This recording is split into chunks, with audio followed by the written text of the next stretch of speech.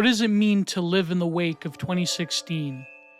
Me and Soso address this question and many more as we reflect upon what has been colloquially termed the Eright, online right, or this thing of ours, as well as many other topics, including the history of Texas, the meaning of Trumpism and its legacy, the nature of the current regime and its operating ideology, and also, especially in the paywalled version of this episode, the current blue-yellow conflict and the place of Russia within Western civilization. Join me for a very great episode with a very amazing Twitter personality, Soso. Please join us as we realize that Basedworld begins with every small step.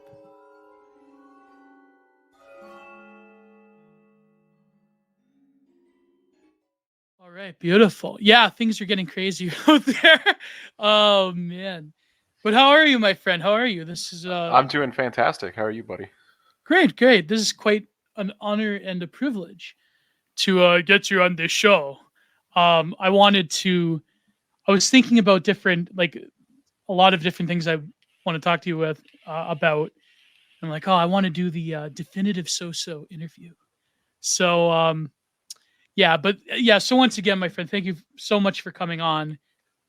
You're quite an enigmatic figure.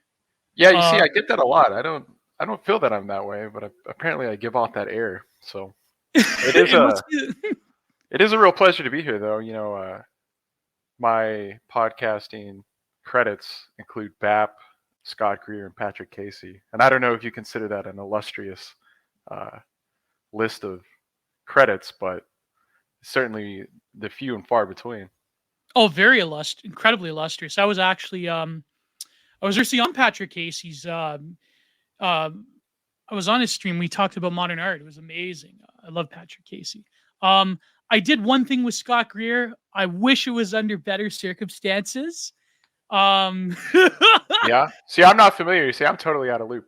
People think I'm this enigmatic, mystery man, but really, I'm just not paying attention. there you go.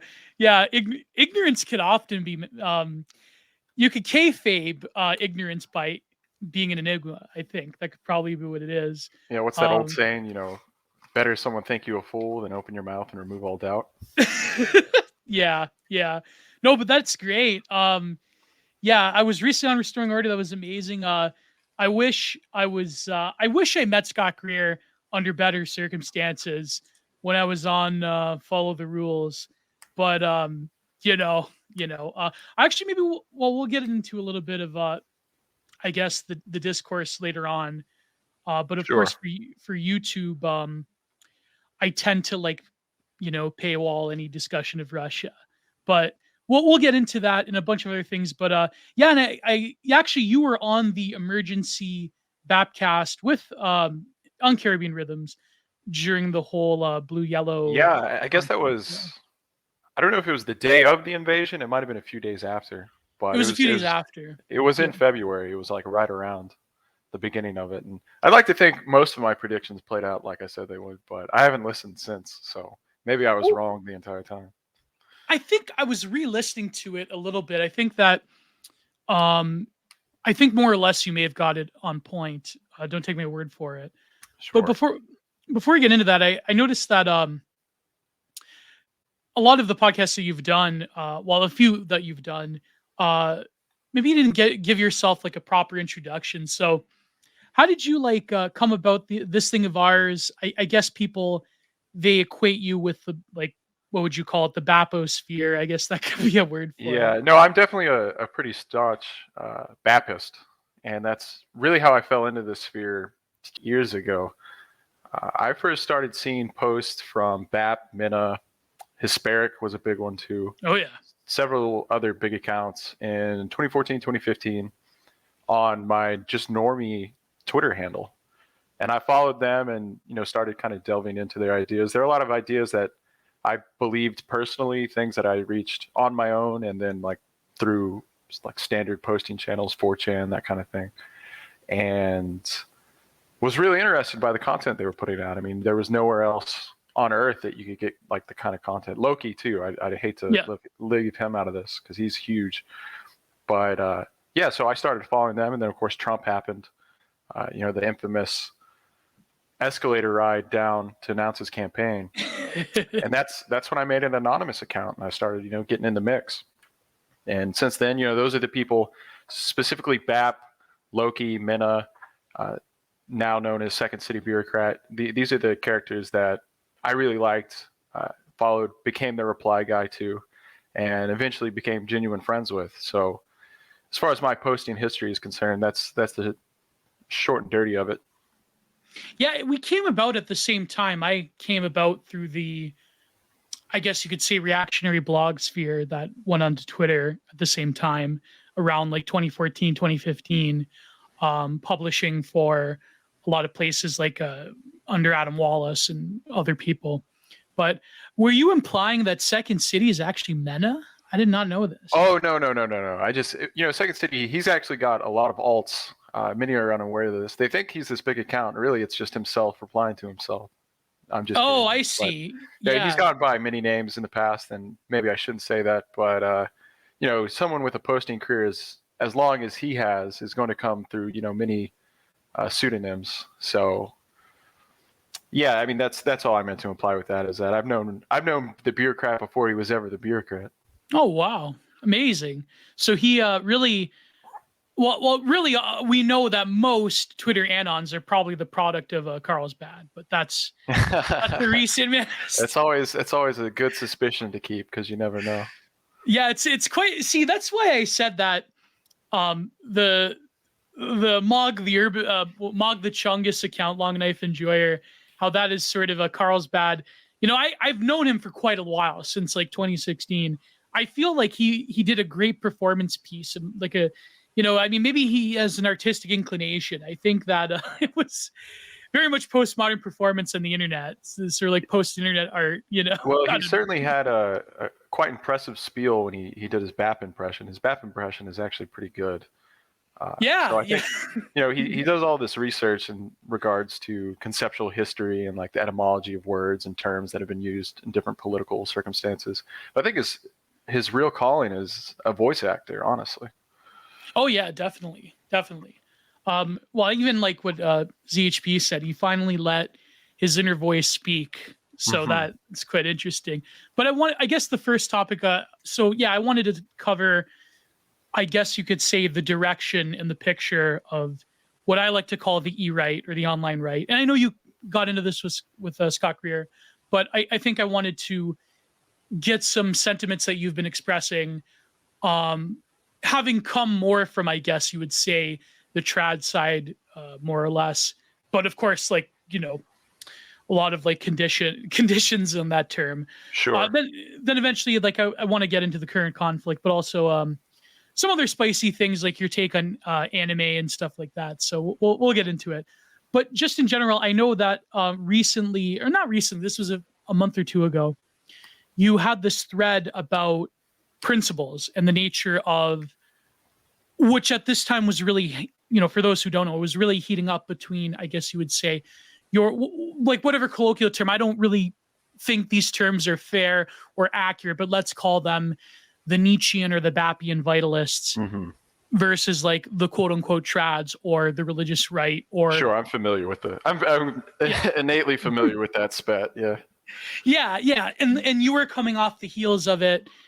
And I think, how would you describe yourself, first and foremost, keeping in mind like YouTube obsec language? Sure, of course. I can keep her clean. Don't worry. I mean, I'm certainly a Nietzschean. I mean, if I had to boil it down to a single word, I'm a Nietzschean. And even that's almost unfair to say. Really, I'm a Baptist. Like, I like Nietzsche. When I read Nietzsche, like as most angsty teenagers do way back in the day, I appreciated it and I liked it a lot. But I didn't really have enough world experience to really understand some of the points he was making. And it wasn't until I started reading BAP, talking to BAP, that I got a better appreciation of it. And I genuinely believe he's the foremost scholar of Nietzsche there is today living. And through him, that's a lot of how my sort of philosophical development has occurred. So I would say I'm a Nietzschean, but through BAP. And as that relates to sort of like the debates that occurred, a couple months back, I mean, we can sort of dive deeper into specific topics within that. But the issue is that I think for the entire sphere, there's this sort of misunderstanding of what we are and what we represent and what our purpose is, and the correlation between different spheres of thought, because it's not, as you're well familiar with, it's not a unified whole. Oh, exactly, 100%. Yes. So there's, but are you all secret neocons though? Apparently, are you yeah. We're all Straussians, actually. Yes. This is all a big plot to further the interest of Israel, and well, you have it pays pretty well, I have to say. Yeah, I mean, you have a forthcoming lecture series at the University of Chicago, so look out for that. I'll put that link in the description. Yeah, I appreciate that boost. It's only it's only a $50,000 tuition a pop, but So go ahead. I cut you off to make a no. I mean, I can really ramble off on this, but I just think a lot of times people make these arguments on Twitter as if they should apply to the entire sphere, and not within like a certain collection of Twitter accounts, or as they should relate to American politics in general for the right. And a lot of this is a problem, I think, that came out of how we all got together in the first place, which was through Trump in 2016. Yes. And through Trump, so many different strains of thought among the right were sort of unified behind him and the arguments that he presented and the policies that he wanted to enact, that we really ignored a lot of the differences that we had. And some of them are pretty significant differences. Very significant. So it's this issue of, okay, are we talking about, pragmatic politics as it relates to America and Republicans today, right now? Or are we talking about ideals, like what would be the ideal state, or what's, the perfect form of philosophy, or what needs to be done? And quite often you get this sort of disingenuous argumentation between accounts where it's like, oh, well, that'll never sell to Americans. Like, no one's going to buy that. Yeah. No one's going to elect a anime, not, posting, T&D, et cetera. And the C word posting that no one ever like that. Right. But that's not what they're doing it for, right? They're doing it, one, as like just as a troll in general, but I think it's sort of disingenuous to say it's all a troll, right? Because a lot of times there are sincere beliefs baked into the memes, right? Yeah. And then in other times people will say like, oh, well, what you're proposing right now is like half measures. Like, this is just Trump. It's just going to end with, more neocon reinforcement. It doesn't actually solve any of the issues. And there's this divide between, pragmatism and ideals. And a lot of times certain accounts, like I know BAP does this a lot. He'll talk about, in one case, he's talking about ideals when he's presenting his philosophy, which is, pretty clearly laid out in Bronze Age mindset. And then he'll talk about like pragmatic politics, or he'll support certain candidates or, popular figures that might not at all agree with his like ideals, but they move us in a certain direction. And so that's, I think, really the root of that original debate back in, a couple months ago. No, 100%. This is the stuff I wanted to talk about first and foremost. I think that you've hit the dividing line in the head, but maybe we should backtrack a little bit to sort of give people a context what you mean by Nietzschean vitalism, and also how BAP has sort of reinvigorated a right-wing interpretation of Nietzsche. Many Nietzsche scholars, most Nietzsche scholars would balk at that term. These soidemics would say, oh my God, how can you say that? And of course there's other ones. I remember, as an aside, I went to this debate at my university with the original professor that was doing Michael Millerman's thesis, but then kicked him out the first time. And he had this book about reading Heidegger and Nietzsche turns you into an Austrian painter, and it was really quite hilarious. I actually talked to him about Michael Millerman. He's every thinker I threw out at him, he's like, nope, that's it, Austrian painter. But that's yeah. So maybe we could start off and then, and I think that, well, we'll get into the anime posters as well, but to start off, what would you mean by an actual fully fleshed out Bappian or Nietzschean project? Because, Bronze Age mindset has a lot of interiority to it in terms of its voice, in terms of its sort of reflection on life, even. And I think that people have a sort of memeified character of it. And, people like Hazoni, for instance, has fueled this interpretation of Bronze Age mindset being this vulgar Nietzscheanism, whatever that means, or a politicized Nietzscheanism.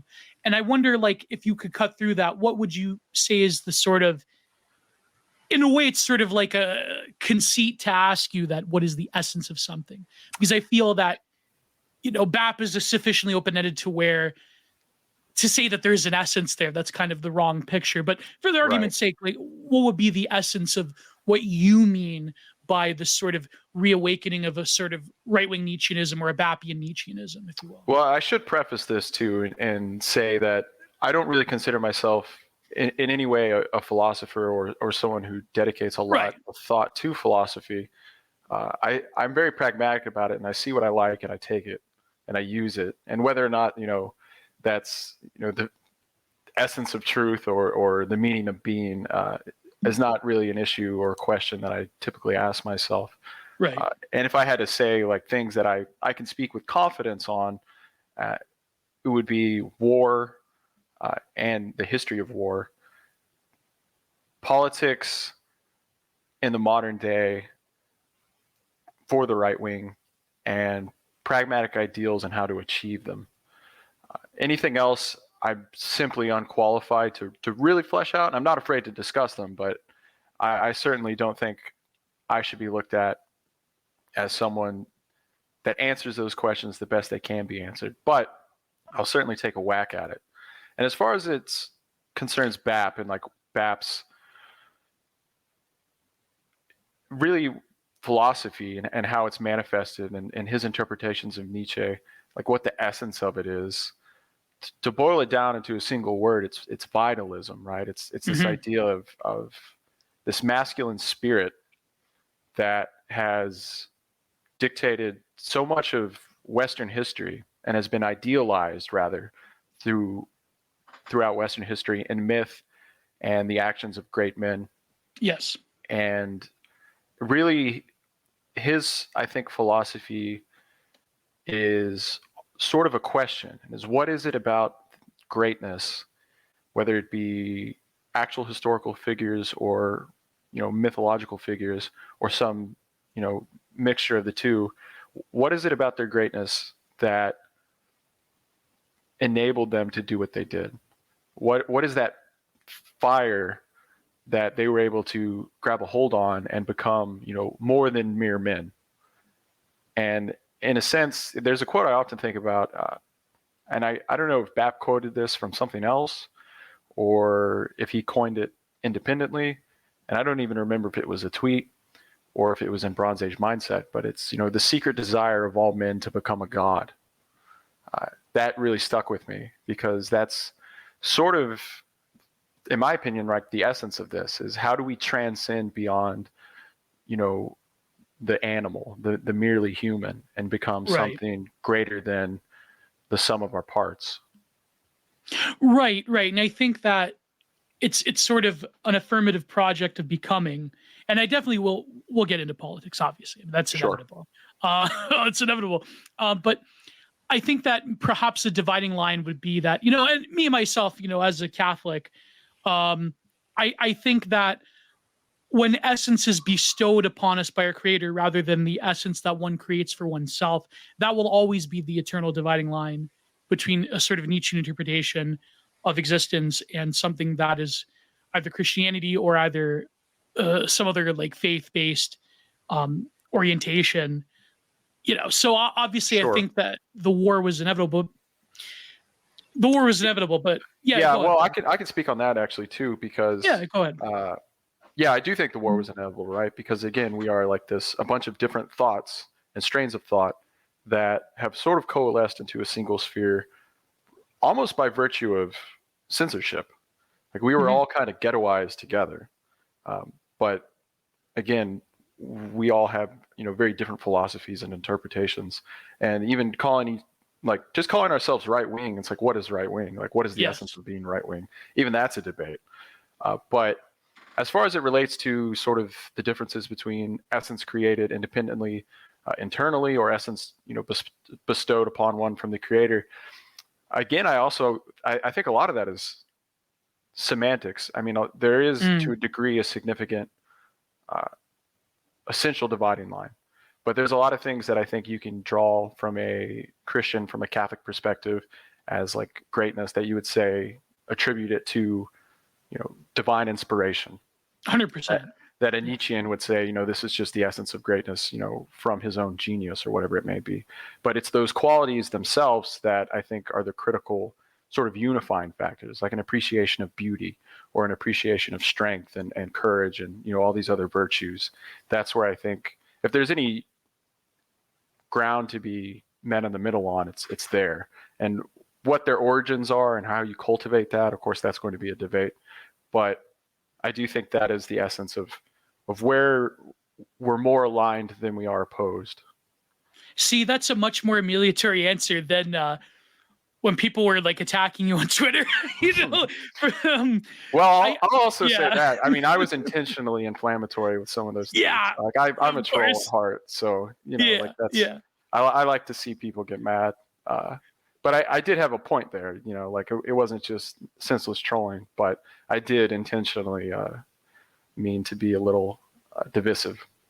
Yeah, for those who don't know, I believe you said that it was with the meme of Anton Chigurh when he was in the shop, right? And you said, if those principles, the fact that the religious right had a stranglehold over American society for the better part of, I would say, 100 years, that if those principles led you to the current situation, then what good are those principles at all? And I think that the debate will always be the deviation of those principles versus the efficacy of them. But you were making a very stark and clear point to which the religious people, the trads, were sort of attacking you on, that you're like a atheist Nietzschean vitalist, that you don't actually believe in truth, and that really, it's not the principles that are the problem. But you were making a very clear point that if we truly examine the sort of contemporary political landscape that we're finding ourselves in, and we look at the sort of moral restoration that sort of the grand vision of faith can give us, whether it be, I don't know, like as much as I'm a Catholic, but still, like it's the whole in America, like the Guadalupe nationalist, because Hmm. he's a futurist stuff that's kind of ridiculous. I mean, America, as much as I love the American people and certainly some of the American ideals, maybe just because I'm in Canada, Hmm. um, I Yeah, the grass noticed, is always greener. yeah, the grass is always exactly. But it still is, by and large, a nation founded upon Protestantism, but also something I believe something much more ancient, something that me and Zante were talking about. But you have to reconcile that, and of course, there is a place for us Catholics. I mean, us Catholics have been in America not as long, but certainly for a long time. But I think that in terms of the foundational roots of what America is, the whole like Adrian Vermeule like type of stuff is it's not going to fly, to say the least. Well, yeah, But I mean, I would even go yeah, further to say that, even just a recent impact on America. I mean, there's certainly a lot of history that the Catholics can take pride in and sort of mark. Like, for example, I'm yes, a Texan, right? I'm a big Texas nationalist kind of guy. I'm not a oh yeah, separatist, but uh, if the whole map was painted Texas, I wouldn't be upset. The neither would I. Neither Yeah, would I. like the foundational myth of Texas, right, is fought at the Alamo. Remember the Alamo. And Yeah, what's the Alamo other than a Catholic mission that a bunch of guys, mostly Protestant to be fair, but a bunch of guys, held up and decided that death was preferable to slavery. And there's many cases throughout American history where you can point and say, like, this is the Catholic impact or this is the value that Catholics have added. yeah, And I sort of I look with an incredulous eye at people that try and singularly dismiss certain sects, whether it be Christianity or certain strains of thought within the right, as these people either are totally wrong, or these people have no answers, or this is the only solution, because I think we Right. live in such dynamic and unique times that a synthesis has to be made, presenting something new. And Right. and honestly, like at the original debates that sparked the the whole thing, that was really my point. It was less about faith or the use of religion in politics, but the tweet that I'm quoting was something like, the religious right predicted this in the 70s. Yes, it was the predictory power of the religious right rather than the efficacious, the effectiveness of their solutions. Yeah, yeah. Go ahead. Go ahead. Well, I'm just always critical of someone who says like, oh, well, these guys were right and they could have solved it. Well, a lot of times, like particularly in that circumstances, like they had power and they were influential in politics, and they used it to slap labels on rock albums. And can you draw like a direct line to the problems we face today and this sort of inversion of virtue and value to rock and roll in the 70s? No, I don't think so. I think it's a lot more complex and there's a lot more actors involved than simply that. And I'm really suspicious of people who would like to drive whatever this is. Like the internet right is a great term for it, honestly. Yeah, the right. And Yeah, yeah, this the thing of e-right. ours. Yeah, this Yeah. thing of Oz, for real. Uh, to to sort of drive that into something that has existed before, and to use them as anything other than hard lessons to learn. You'll see this a lot with like nationalism too. Like these people think that, whatever George Lincoln did, and I don't have any problem with him. I actually am a big fan, but Mm.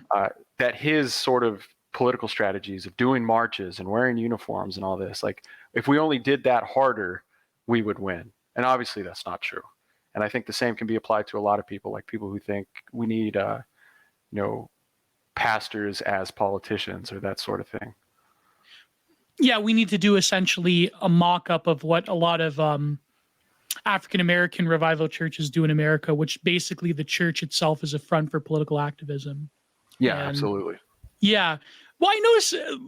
Let's talk about that little briefly. I don't want to rustle any feathers because I mean, you know me, I trade along with everybody. As Sure. it's a survival strategy. But let's say I know BAP has come under a lot of heat from like white nationalists, and he periodically calls a few of them feds and so forth.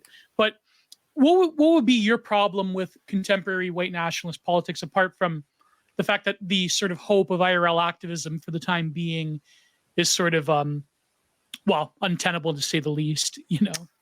Well, to put it in terms that are as moderate as possible, I certainly 100% agree with the idea that, if not the single most fundamental, and I do believe it to be the single most fundamental, but if not the single most fundamental, one of the most fundamental things for the right needs to be a focus on race, and particularly, Mm. the historic nations wherever the right manifests itself, like particularly in America, of course, like this is the WASP, right? Right. Or it really can be applied to any nation and any of their own independence and sort of uniqueness. And politics that sort of ignore that, they try and go towards like civic nationalism is the term, Mm. is a house of cards that is built on a foundation of sand. Fundamentally, it will collapse upon itself. So to that extent, I agree. Like race is ultimately important. And then as far as people that are responsible for our current ills in society, generally I agree with them, although I think they take a pretty black and white, unnuanced opinion of it. Like a lot of it is Yeah. just the repetition of mantras, and there's not actually an examination of particular parties or factions within it in terms of who is responsible for the problems we face. So those are the bases on which I agree with them. More often than not, the places where I disagree with them is political strategy and how we affect that, Right. and the value of individuals who may not share your views 100% or even 95%, and their place in working towards an ideal political state. these people are pretty hard line generally. You're either with them or you're against them, and you have to Yes. do things their way and see things their way, or you're an enemy. And I just don't think that's true. I think there's a lot of gray areas where people who may disagree in terms of strategy or even ideals can help one another to progress to a point where those sort of fracture points become a lot more relevant. When you have the problems that we see today with the economic issues, inflation, et cetera, deindustrialization, you see unchecked immigration, you see basically the total decline of law and order in places throughout the United States. It's kind of stupid to sit there and say, I can't find middle ground with anyone that doesn't agree with me 100%, because the issues that we can agree on are pretty significant. I would even say dire, and the differences are comparatively a lot minor. So Yeah. that's my issue with them, really, is it comes down to political strategy. Yeah, yeah. And of course, the selective application of law enforcement is, to me, one of the more terrifying aspects of contemporary North American, I mean, even European society. Absolutely. Yeah. I mean, to full disclosure, I still struggle, I think, with 100% racial lens of it. But at the same time, like, I think that when it comes to ethnicity and like a particular form of like Faustian European spirit, it seems that it is true that different peoples derive their genius from a land and from their sort of situatedness and the facticity of their being that is groundly, whether you want to call it racial or ethnic. It is, there is something there that's undeniable. Mm-hmm. So yeah, but I have to choose my words carefully. Of But course, of course. Well, I'll even go yeah, so far as to concede this is, and I think this is even more true from a Christian perspective, but it's true even from a Nietzschean perspective, is that there isn't any life on Earth right now that doesn't have a place and purpose. exactly, 100%, 100%. And it's a respect of that I think has been lost, usually in an inverse sense, right? Because generally, when people think of like, oh, certain races are being disrespected or prejudiced against, it's because they're not given positions of power or they're not given positions of affluence. But at the same time, you put these people into positions that they simply are not biologically created for. You foist on them these demands that they simply cannot meet, Right. within a framework of your own cultural understanding. It's a universalism that falls apart in practice, and people would be a lot happier, I think, and a lot more successful and a lot more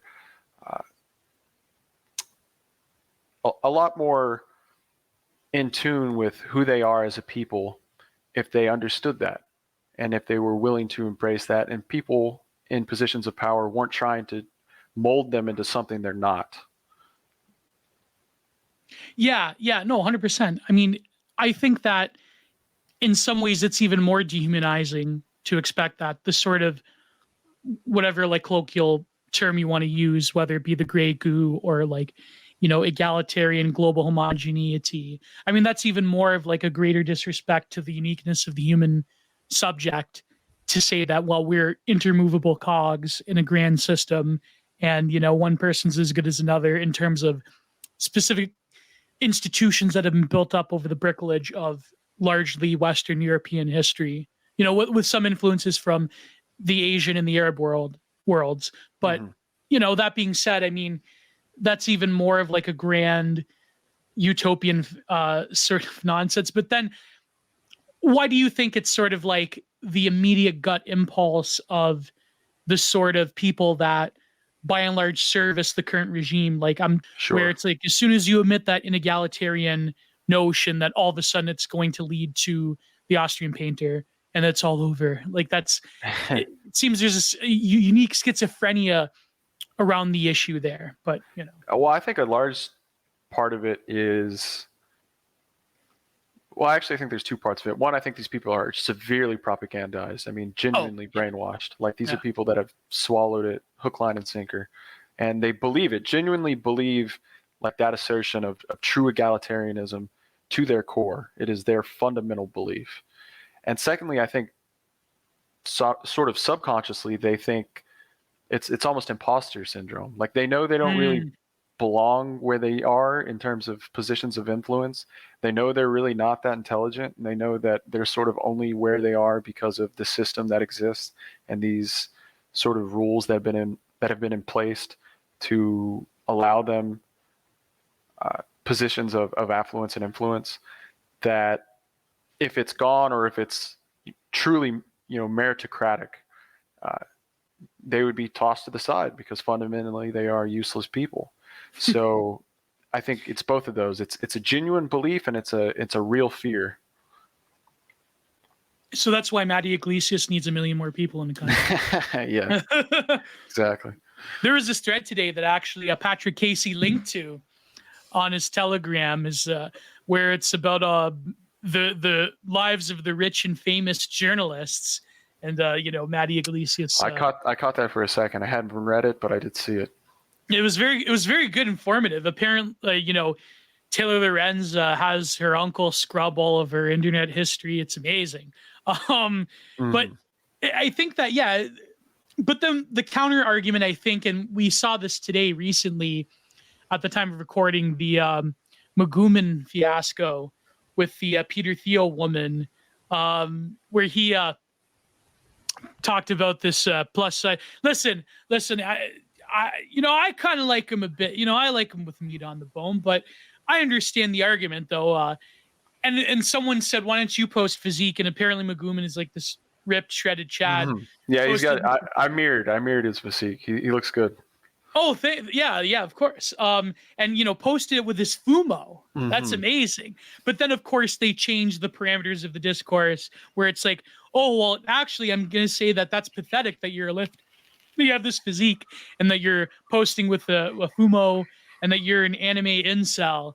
And the point I'm getting at is, I think the counter argument would be that, the right wing is constituted by people that are basically living Chud Jacks, which is brilliant, because the best arguments I've ever heard against the E-right come from the E-right, comes from Chan culture. Like the Paul Cell is such a vicious self-critique that is then taken over by hack unoriginal leftoids that don't really get at the heart of it. But what would you say, like, do you think that the fundamental thesis, I was talking about this with my friend Piffy, who is also an anime poster, that the fundamental thesis is that the right wing is constituted of people that are inherently filled with resentment, first and foremost, and express their own like unique power fantasies through that resentment and through the sort of overturning of their civilizations towards this new,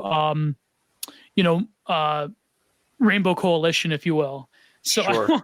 Yeah. So what would you respond to that critique? Well, I think resentment is sort of a colored word to use. It has a connotation of negativity to it. Yeah. It implies sort of a insufficiency on the part of the resenter. But other than that, I mean, it's sort of apt. I mean, this is where I find the greatest camaraderie with posters, particularly the anime posters, but really posters of all stripes and colors, is the recognition of something that is good and true and beautiful and possible. Yes. And even if it isn't possible, but an ideal, and the failures of the world around us to meet that. And then further than that, a willingness to embrace the mediocrity of it all. Like that these people are happy and glad that things are fat and disgusting. Like they think it's good that things are no longer beautiful and there are no longer any ideals to, aspire to. And I think that's really what motivates so many of us, is this recognition that things could be better. There are ideals, and the world is imperfect around us, and happily imperfect around us. Yes. It's a disgust response is what it is. Like, how could you possibly be happy with this filth around us? And that's, I think, like the key motivating spirit behind so many great posters, myself included. I think that's a big thing. Oh, 100%. I mean, even in my own life, a few years ago, I decided to finally change my particular situation of a portly nature. I'm started to get into lifting a bit. You know, I'm so glad to hear it. yeah, and I think that I've written threads about this, that the whole fat acceptance thing is probably, and I don't say this word lightly. I hate to make light of this, maybe because of my own hypochondriac paranoia, but it literally is, I would say, a cancerous ideal. Like, to the fact that you could be comfortable with, yeah, I mean, like I've said, I have certain thick women I have no problem with, but to be comfortable, I think, with the sort of acceptance of who you are in this state, it's sort of like, it's very much like not only is it like pure defeatism, but I truly believe that there is a spiritual sickness that there's a sort of spiritual malady that we're going through that allows us to be comfortable with the way things are. And it's almost like what the one, I think it was Common Filth that said this many years ago. He said that people that enjoy this particular world the way that it is now are basically living in hell. And Yeah. it's yeah. But I think that what you said is quite important, is that it's not resentment per se, because this can become a productive force to be driven by a higher ideal, however improbable. But at the same time, I mean, you yourself are a very pragmatic thinker. And when it comes to the implementation of those ideals, where do you think that, and I want to go back to Trumpism, maybe, well, this is a question I think will lead into Trump, but where do you think that the E-right has failed significantly? And what do you think that the strategy can be to sort of hold this disparate, grabastic coalition together, even though we have these like immense spurgoid differences that periodically get dragged up on the most inane issues, whether it be this Peter Thiel model. Last week was walkable cities. Maybe the car discourse will come back in a month. No, what's the Scott Greer one? Oh yeah, Buffalo Wild Wings. Maybe Buffalo That's Wild a good Wings. one. Sports ball. Don't forget sports ball. Sports ball, exactly. Hey, listen, Good one. I don't care about sports ball. Get rid of it. It's unproductive. It's a Soma. As long as I can keep my professional wrestling, I'm good. Okay, so that is a theater of champions, right? Who's your all-time favorite wrestler? Oh, it's hard to pick. I'd have to, for nostalgia's sake, because I'm a big fan of deathmatch wrestling, I would say Nick Mondo would be my favorite. Ooh, but choice, in terms of pure wrestler, I grew up on Kane, but oh, nice. Yeah. See, yeah, I'm an old school Undertaker fanboy. I mean, I grew up, like in his golden era. So I always really like. I mean, he was the decider, right? Like when you hear that those notes play and the whole ring darkens and the light comes up on the stage, like shit real. Controversial take, though. I liked the Undertaker when he was a biker, because that's when I was a kid. I grew up. Yeah. No, same time. Yeah. I remember that. Riding on the Harley. Yeah. When he did that ladder match, I remember that week. That week, I was waiting the whole week. I didn't do a lick of schoolwork. I was waiting for that ladder match with Jeff Hardy. And the best part was when he gets to the top, Jeff Hardy, and JR is screaming his lungs out, "Make yourself famous, kid." And that hand just comes up and just swats him down. That was, sorry, I'm nerding out right now. What was I asking you about? Well, I'll say before we wrap that topic up, Go ahead. One of the things I always really liked about the Undertaker, learning more about him later on, was how many careers he made, and him getting taken down. He really was sort of a team player, as big of a superstar as he was, which I think was cool. Yeah, he was the locker room general. Like he. Yeah. But we digress, I think. We were talking about the issues regarding where the dissident right or the internet right has failed. Yes.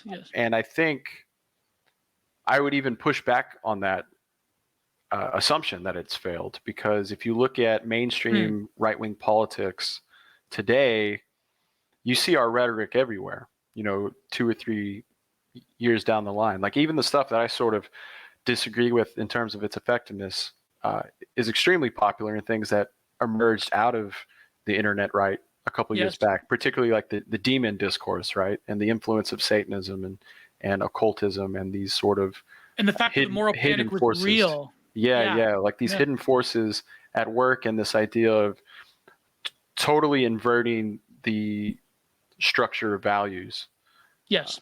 Like that stuff that came directly from here, from this sphere, and that's now every night on Fox News.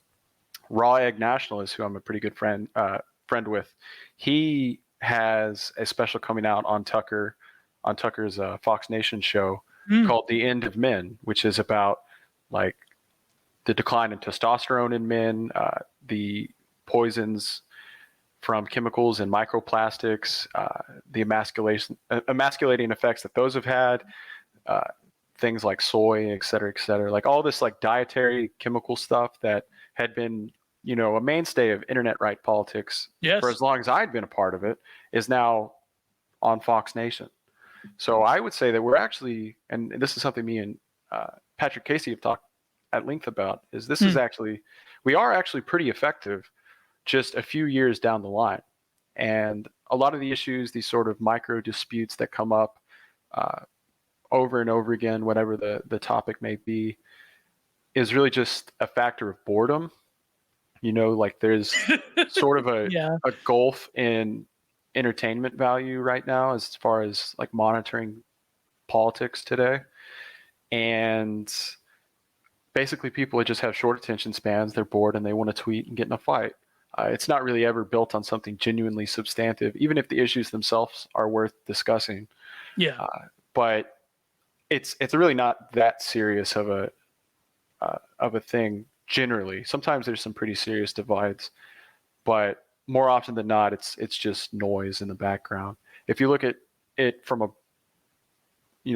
further perspective, things like immigration, things like law and order, things like reindustrializing America and doing trade, which is all really stuff Trump did, and it's hard for us to take credit on, but keeping those ideas alive and significant and important in the current mainstream political discourse, I think we're responsible for, and I think we've been effective at. There's some people who want, quick solutions now, and they think like, well, this one weird trick will get you in power forever. This one weird trick of disappearing millions upon million. No. Or as if we have enough marches in the streets with just the right uniforms, we'll definitely seize power and it'll all come up crystal. That's never going to happen. That's not how politics works, and that's not how. It's certainly not today. That's not how we move forward. But just in terms of the rhetoric, in terms of the ideas that are focused on, I think we have been incredibly effective in shaping the Republican Party specifically, and even in a tertiary sense, the Democratic Party and leftism in general, in terms of what they have to react against.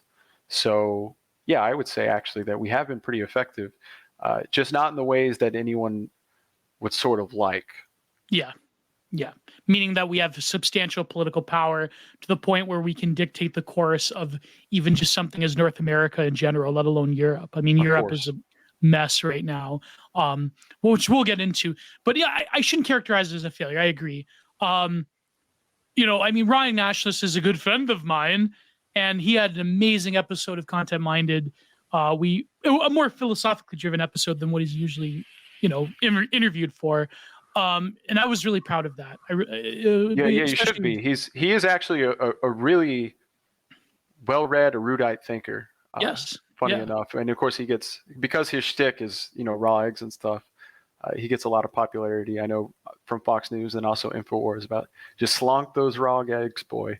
But he is actually like a genuinely intelligent guy, and I have a lot of respect for him. I like him a lot. Yeah, and the fact that he is, I would say, a classical British gentleman, despite the fact that he's jacked. I mean, yeah, absolutely. Yeah, he's got, I think, the sort of Faustian spirit that you would find in the British. The more positive side of it.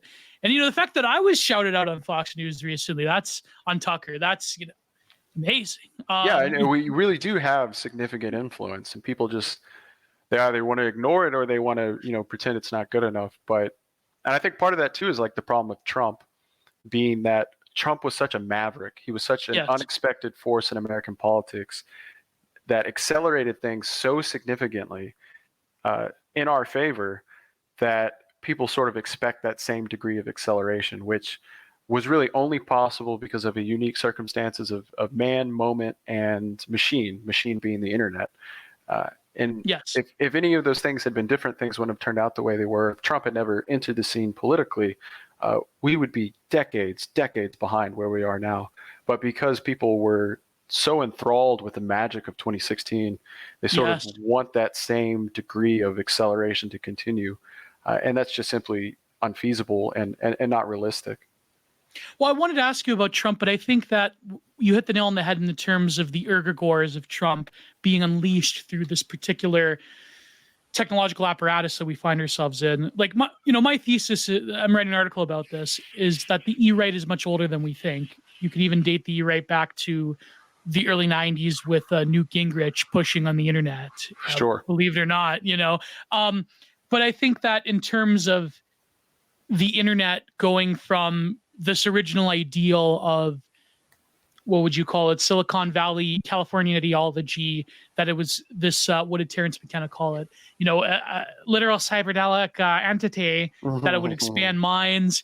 Now, all of a sudden, it did expand minds, but the minds being expanded were people on the political right, so must be shut down. Yeah. It didn't turn out into the favor of Silicon Valley utopians. Of course, there is a huge contingent of our guys in Silicon Valley, from what I've been told by different people. And people, there's always the tech journalists, like the Taylor Lorenz of the world and others, that they freak out about this, that there's a Silicon Valley Austrian painter contingent ready to unleash their cyborg upon us. So I don't, yeah, it's like, Yeah.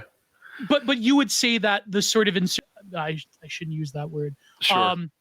The I word urgency of the E-right during the Trump era, that was sort of constitutive of the way that politics has been shaped thus far in the 2020s, rather than, I would say, leaving behind the cultural dead zone of the 2010s under the Obama administration, globally even. But yeah. Well, I would say this, like, I think that era, like the 2010s, was so important for what would emerge in 2016, because so many people were absorbing the mass media that was given and rejecting it hard. Like, they saw it for what it was, like fake, boring, dumb, and stupid.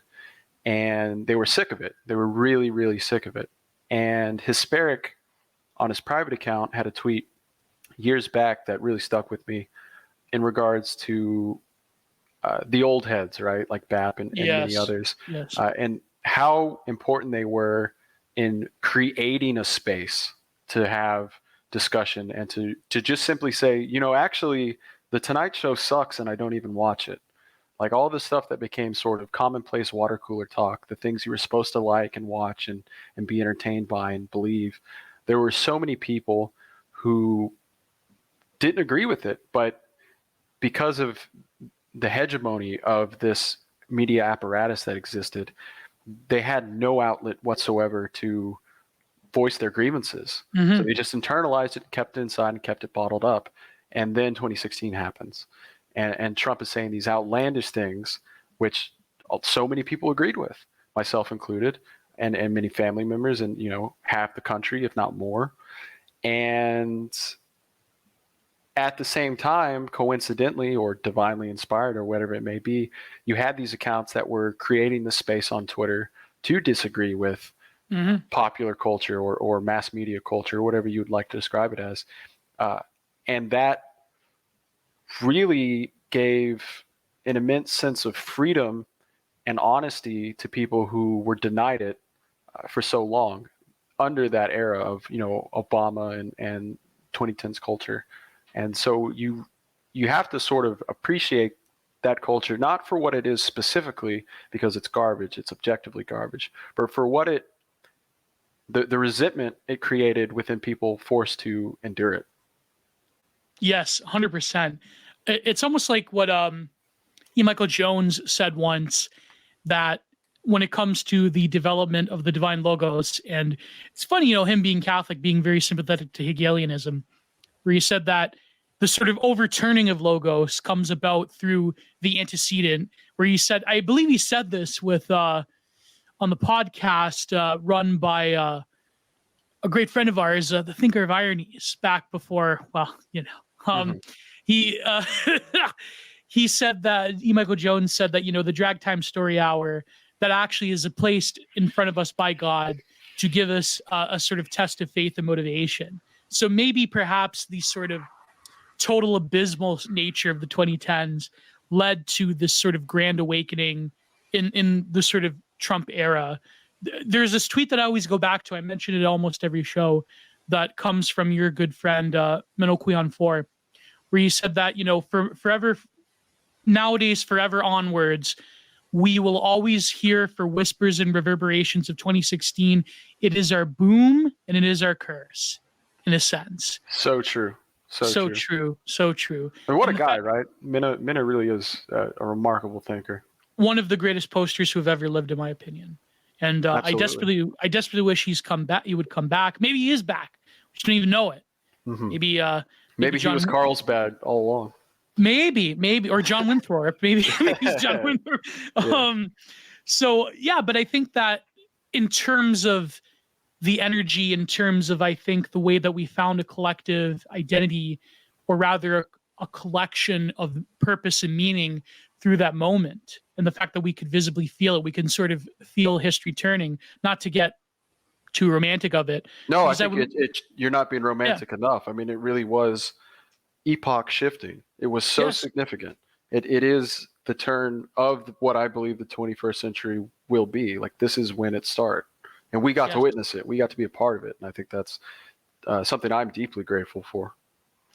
I think that what really pisses off our enemies the most is the fact that people will never forget it. The fact that Trump will be in the history books, that he won't be a passing thing, that the sort of engagement in hyperreal politics, the way that it's formulated, not to get all theory cell, like that, that is the moment. That is people. And I remember in 2017, it started these like hideous not even midwits, lowwits in the media talking about the post-truth era. And it's like, post-modernity in politics is something older in time itself, in my opinion, to do the whole Giorgio Agamben, like, biopower is actually older than what Foucault thought. No, actually, no, post-truth in politics is much older than we think. It's just that Trump was able to sort of galvanize that moment through his experience in Hollywood, through his experience in the belly of the beast, in the sort of hyper-reality machine. And absolutely. Yeah. Well, if you have any thoughts, go ahead. Yeah. Well, I was just going to say, I think, in regards to the importance of that moment in history and how so many people have sort of tried to describe it, and I don't think it'll ever properly be described until we see its impacts 100 years from now. Like, we are currently in a moment, and it might not seem like it because people have such short attention spans and people are driven by the timeline, right? Like, what's the latest tweet, What's the current happening? Yeah, a tweet that got posted 6 hours ago is old news. But taking a broader perspective, you can really appreciate just how significant these moments in history have been, and this moment in particular, for shaping our future and our children's future and the future of Western civilization in general. It is really that important. It really is that significant. And whether or not you can say it was sort of inevitable, these are things that were destined to happen given the circumstances people were put into. I'm really not a determinist like that. I think history is a lot more dynamic and sort of unpredictable in that way. And it does truly depend on the actions of men and the actions of, the right combination of time and place for things to change in any significant way. Like so much of, for example, Europe in the 19th century and the effect of Napoleon's impact on Europe and what it did for states then. Can you say that was inevitable without Napoleon? Like, obviously the French Revolution was driven by factors that were sort of systemic, I guess would be the word to use. But how that revolution enabled an opportunity for a man as great as Napoleon to do what he did, and the effects, the consequential and tertiary effects that had for Western European civilization. Can you just say like all of that was inevitable without Napoleon? No, I don't think so. I think so much of history is driven by men and the men around them. to shape in whatever way they see fit and whatever ideals that they possess. And to me, that's the beauty of like Baptist thought, if you want to call it that, is that actually when you are great and you are in the service of great men, anything is possible. There's nothing deterministic at all about it. Like you can shape the world as you see fit, and you true can, agency, in other words. yeah, it's true agency, really. That's a great word for it. There is no inevitabilities at all. Like things can be whatever we want them to be if we are great enough to do it. Yeah, even Napoleon, I mean, even the wonders and even the horrors. I mean, for example, being a printmaker myself, one of my favorite series is the one that Goya did on the, what do they call it, the Franco-Spanish War, where Napoleon invaded Spain, and the terror, the Peninsular War, yes, and he witnessed it firsthand, and the famines and the peasants fighting French soldiers with scythes, and it's just incredible. Yeah, real brutal stuff. Brutal. Like the fact, a brutality that is seldom comprehended in human history, but then later, of course, in the 20th century, even up until nowadays. I mean, yeah, of course. Yeah. But I would say that, I often I'm divided on the issue of, I think, the legacy of Trump, and who knows what's going to happen in the future. But in terms of the real politique of his political accomplishments while in office, what is your do you have a critical take on that, or do you think that, are you by and large sort of saying that the monumental aspect of Trump's ascendancy, that outweighs any of the actual failures or unfulfilled potential of his actual reign? Like, what would you? Sure, I would say yes. That is generally what I believe. I think just that he did it at all is enough, but that doesn't mean he's without criticism. But I think a lot of times his criticism of him is sort of ignorant in a lot of ways. And what I mean by that is, if you look at how strong the system is, even at this moment, and was at the time, it's really difficult to criticize him on being unable to do X, Y, Z, even when he did make mistakes and he did, just objectively fail on certain things. By and large, the institutional pressure against him, still targeted him. Like it's Yes. possible, he goes to prison for life. Like this is their goal. Like they would love to see that happen. They'd love to see him execute. Yeah. So like that's, in a sense, it's arguably the most powerful single state apparatus that has ever existed in human history, in terms of the information it has, in terms of its capabilities and technological powers. It truly is like a monomyth in how powerful it is. And he stood against it and won, against all odds.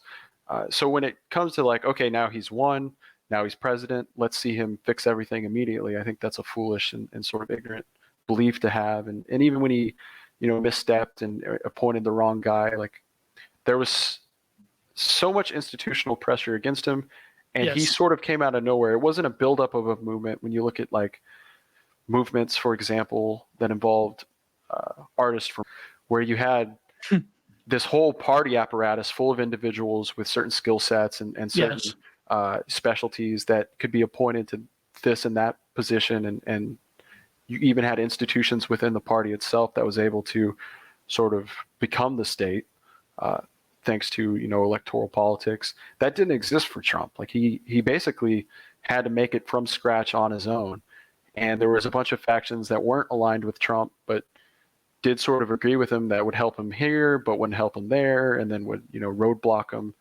on certain issues and support him on others.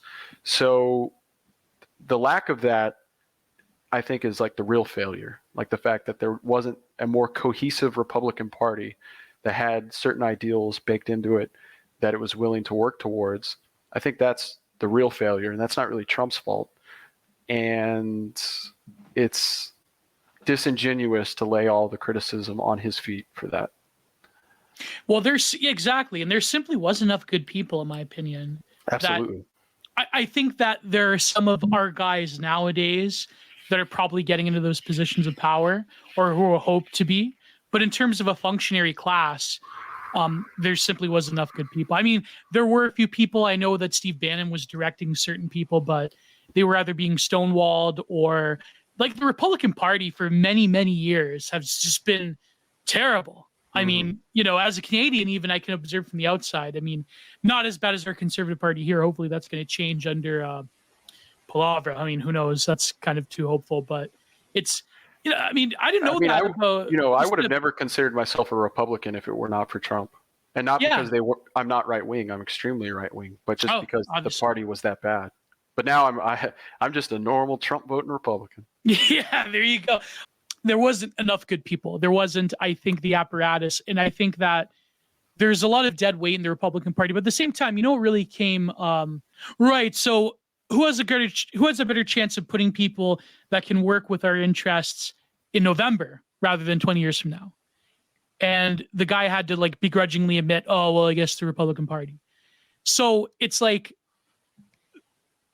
Martin, it was such a brilliant point. It was such a brilliant point that when it comes to strategic thinking, it's much more easier to amend the Republican Party into Basedworld than to create Basedworld from the ground up. Then the Republican Party will fall. So do you agree with that, or do you think No, 100% I agree with that. I mean, I've tweeted a lot about this. I have a lot of threads about it in regards to the usurpation of the Republican Party. And the circumstances that we find ourselves in the 21st century require us to enter and shape the Republican Party, because as American politics have developed up to this point, there is really no way for someone other than a Republican or a Democrat to take power. This is the political landscape that we live in, and these are the institutions that exist that are not going away, and are in fact very adept at securing themselves and perpetuating themselves. Right. And the only way to move forward is through them. And well, for us, obviously, particularly the Republican Party, there's this idea of collapse, which people have fixated on in one way or another, in one form or another, whether it be economic or ecologic or political in the terms of like national divorce and civil war, that I think is really genuinely just an escapism, because things are so slow moving and things are not going the way people would like them to go as quickly as they would like them to go. And my real problem with that is it gaining significant accreditation and significant legitimacy as a political thought or belief, not because I'm concerned about like, civilian casualties or anything like that. Although they would be, they would be, I mean, it would be horrific. It would be truly definitely horrific. I mean, even if like people were saying, like if the welfare checks in America skipped a month, that would it would be bad. I'll be all right. I'd probably thrive, but it would be genuinely terrible. And if that can be avoided, and I think it could very easily be avoided, it should be.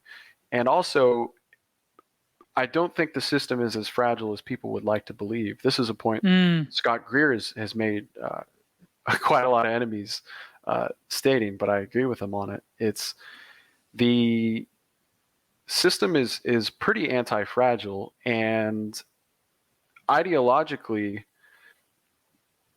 the great mass of Americans, and speaking strictly from an American context, agree on so many things that any real division is just fantasy.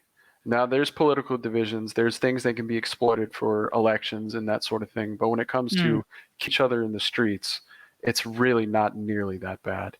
As aggrieved as it may seem online, in fact, in a certain way, as aggrieved as it seems online, that grievance exists almost as a safety valve.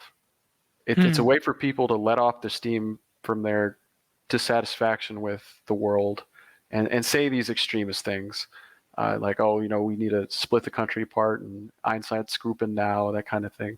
It's a way for people to boomer rising, and they're gonna go eat some soy jacks and exactly. teens. It's a way for people to vent, and I think that's valid. Like, I think people should be free to vent. That's good. But when that venting starts being considered legitimate, and that venting starts being considered as, actually practical politics, that's where it needs to be put down and shown for what it is.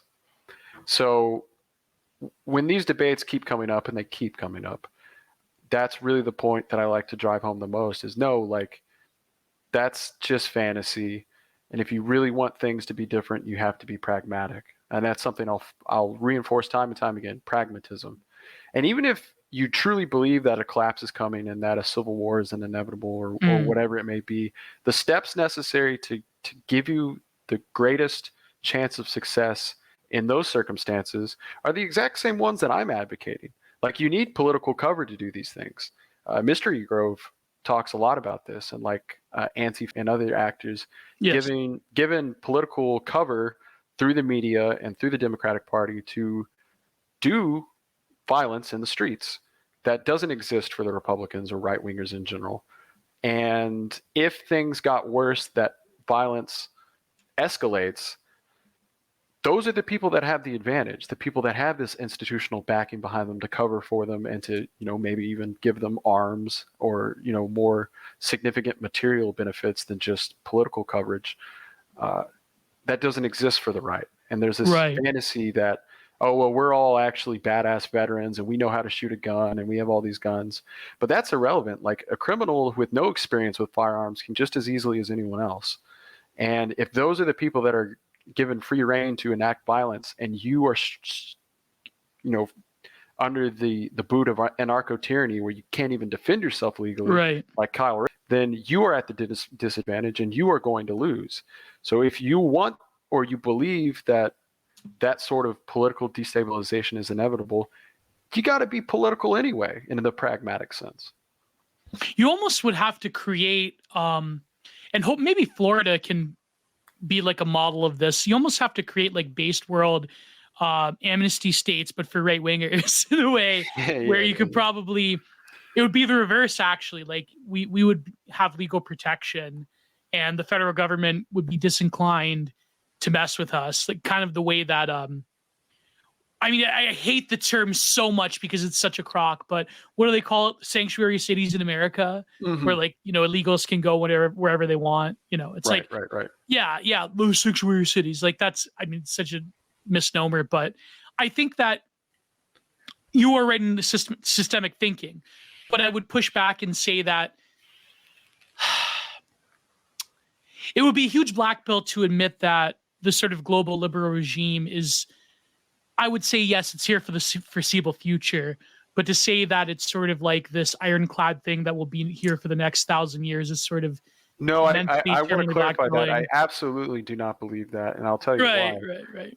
I do not believe that because of the people I've met in this sphere. Like there are enough intelligent, committed, and really effective people that, if properly organized, and I'm not saying in like street marches, but if generally committed to the same goal, can turn the world into whatever we'd like it to be. And not just the world, but further beyond, that we can shape the stars as we would like them to be shaped. I truly believe there are enough individuals of quality in this space that can be achieved.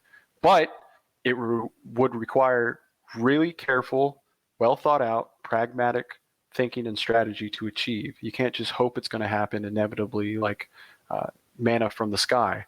It has to be done practically and in real life.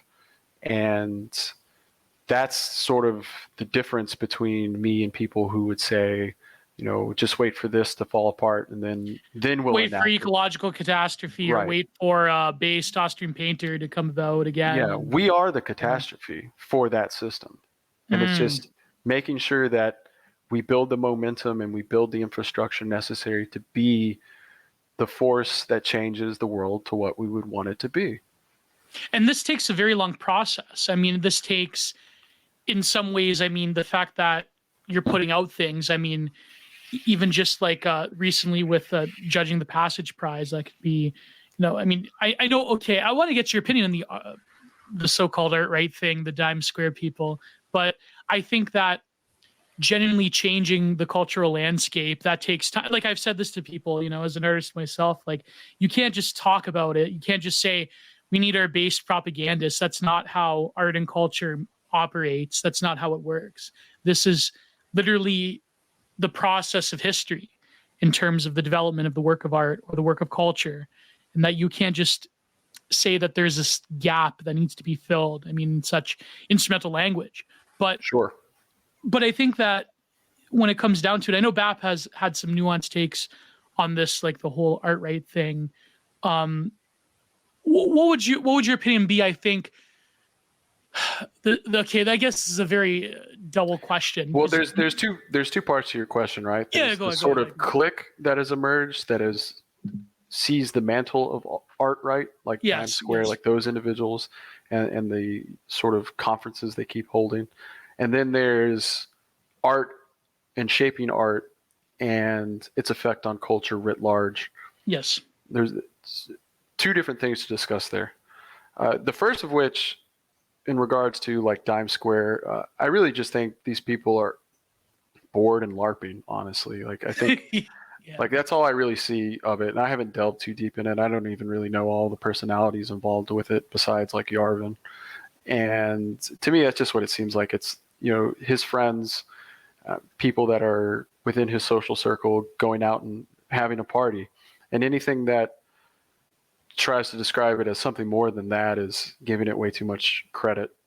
And I think even within that, there's sort of this flawed assumption that art, as it emerges out of the right wing, needs some sort of wide appeal or even some sort of institutional approval or recognition, like, oh, this is an art movement now. Like we can actually write articles about it, and we are the new Vienna Secession. Yeah, like there's.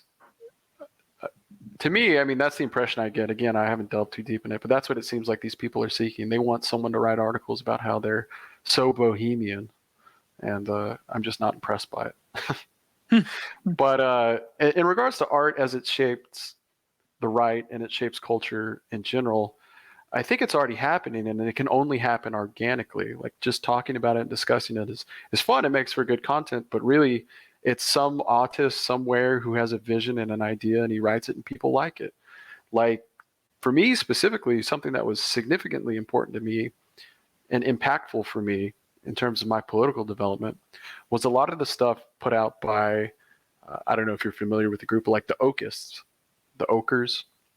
I don't know if and their predecessors, right? Like these are the people that would make like the Hyperborea edits set to like. Oh, you mean like Nuke Tally and yes, like Nuke Tally, Biggie Slonk. Biggie Slonk. Big shout out to Biggie Slonk. Love you, Biggie Slonk.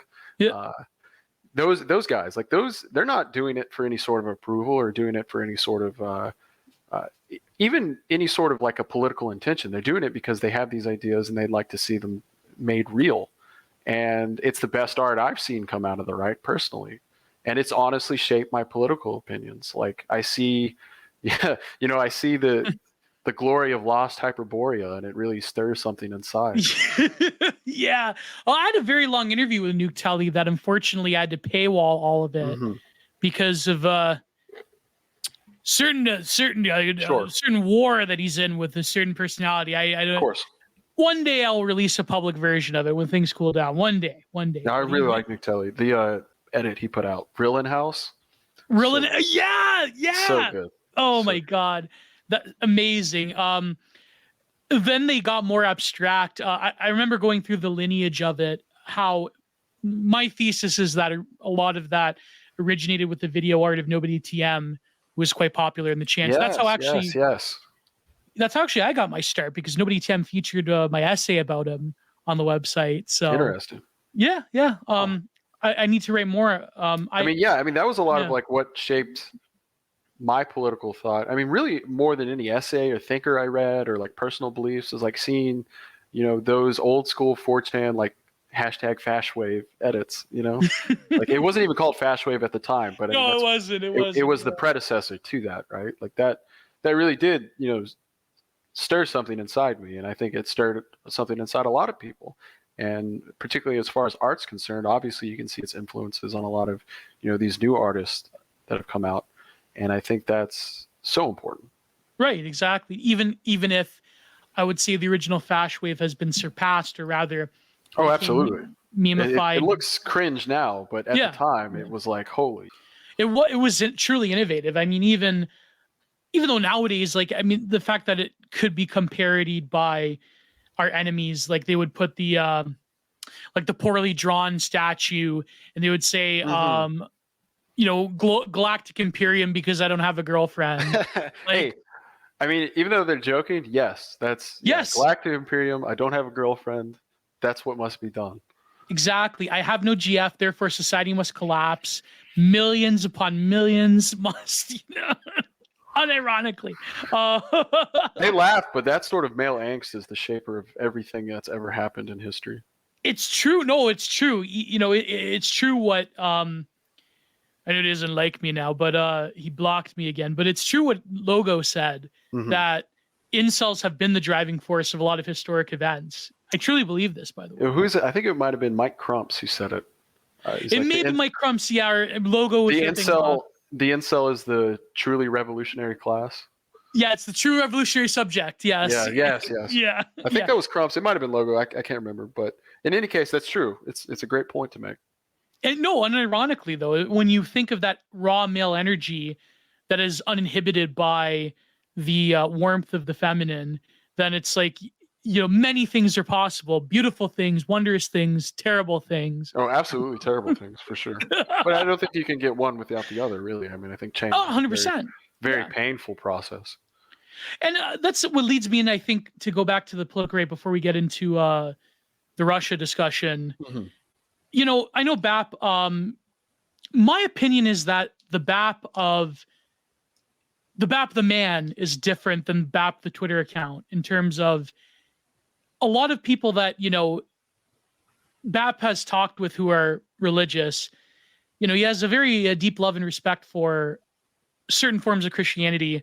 He talked about this with Nate Aaron, who unfortunately passed away, and who I will dedicate a work of art to soon. I've been BAP collecting it. talks about Knight Errant a lot, honestly. Yeah. And like you can tell, like I was never personally friends with Knight Errant. Like I think he followed me, but I never really interacted with him. But you can tell from like the discussions I've had with BAP and then just him in group chats, like Knight Errant was someone that was pretty important to him and someone he respected deeply at every level. So yeah. And I guess assume he was a very religious man too. So Yes. BAP the man definitely has that sort of respect and understanding and appreciation for Christians of all stripes, of all creeds, within this thing of ours. Yeah, but leading up to it, I think that when it comes to the war that we were saying about on the TL, I guess you could represent it in the meme of the like brown soy jack with the Bible and with yes. with the cross and in the third world, and he's got the Communist Manifesto. That what would be your critique of, I guess you would say, like the wholesome Chungus Christian communitarians? That could be a good term for it, as opposed to what BAP is talking about in terms of very hardline realpolitik solutions, especially in the American context. Like, it seems that a lot of the criticism, like the Amarna people have, the posters, the enemy racists have brought this up as well.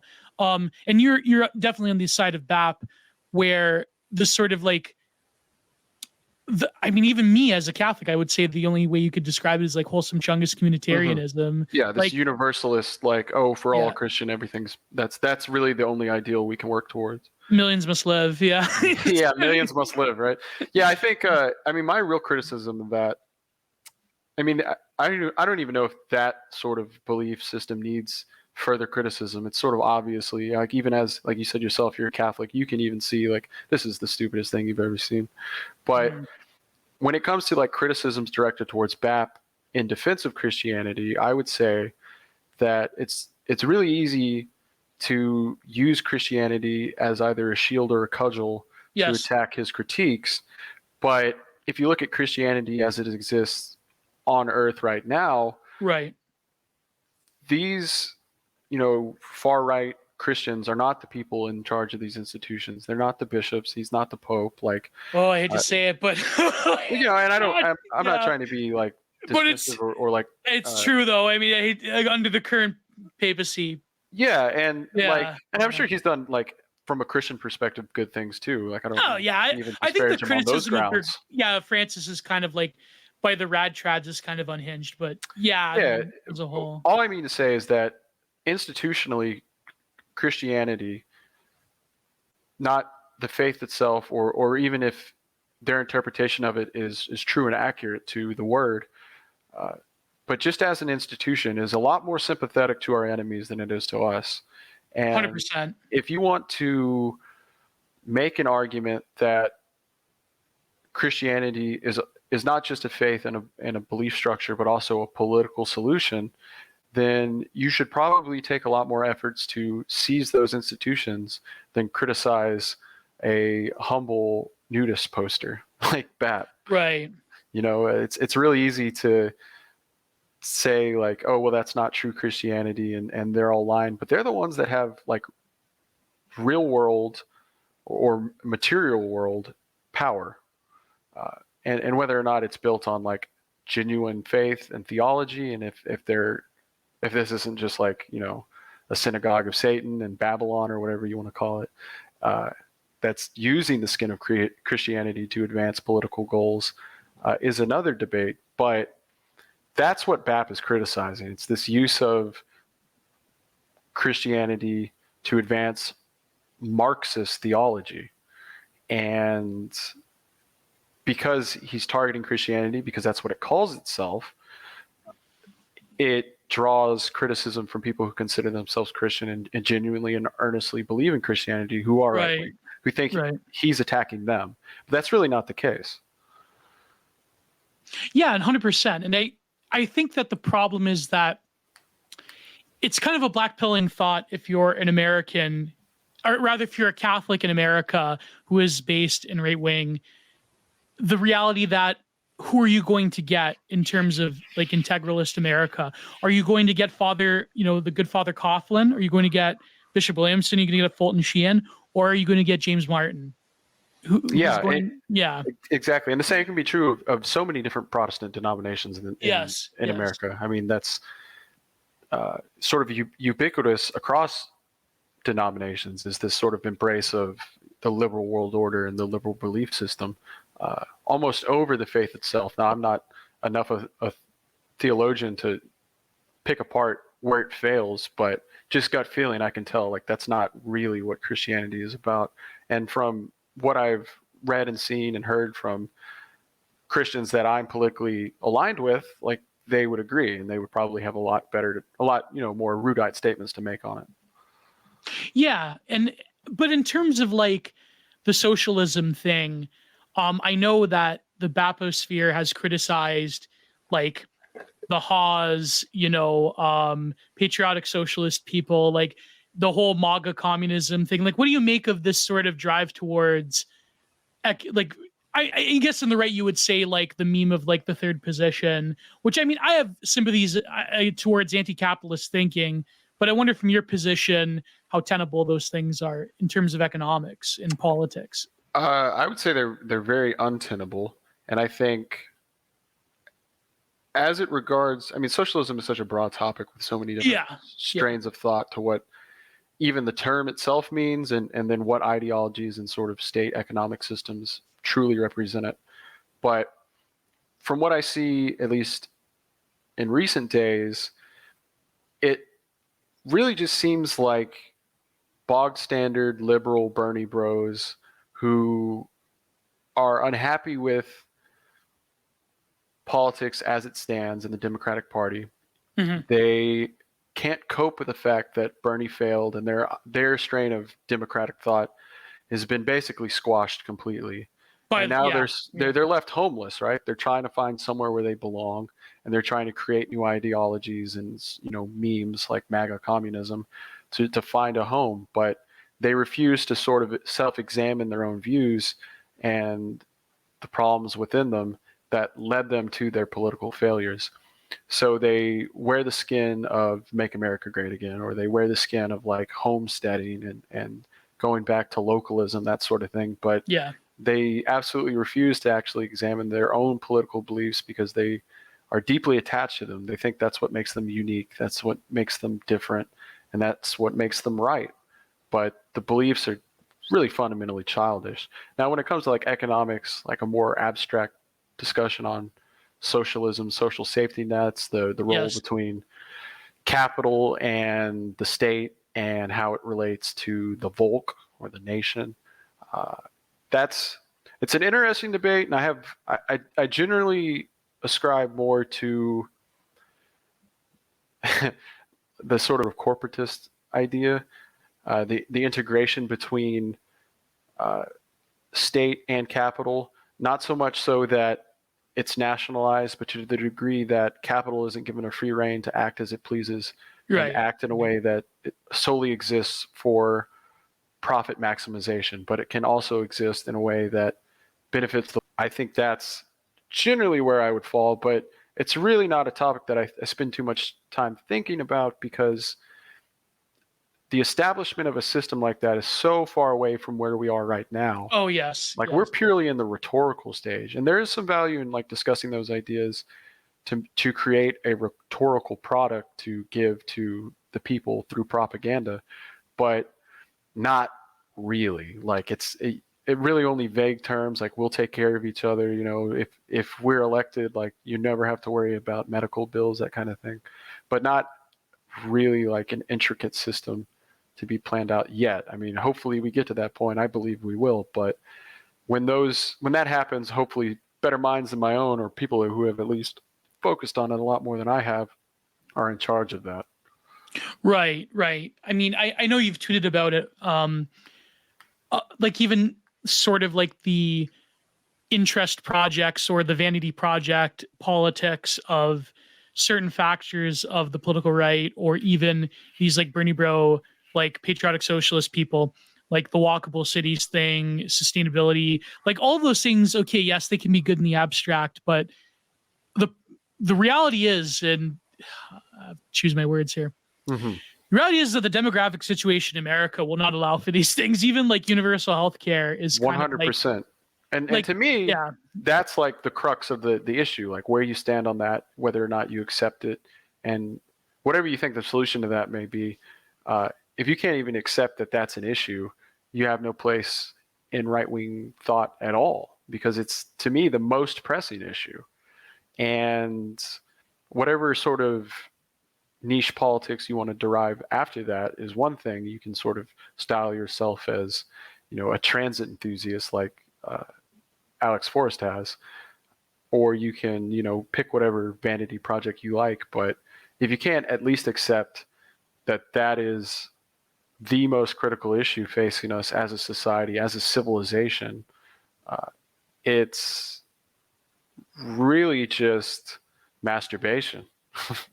well, even like the practicality of the fact that America takes in how many illegals does America take in now? With millions, who knows, right?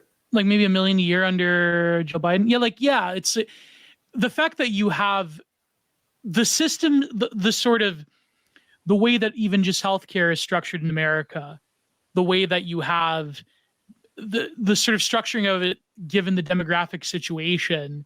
I mean, these systems, a lot of them, not to the like collapse level, but on the brink in terms of their effectiveness. It's not that these institutions collapse; they'll sort of become like where healthcare in Canada is going, or where healthcare in the NHS in Britain is going, where the system doesn't necessarily collapse. Just you're getting like a terrible system combined with people basically living and dying for that system. It's funny because that's what Rag Nationalist said in the podcast. He said that it's almost like people in Britain work for the NHS, not the NHS works for you. I said, here in Canada, brother, it's the same.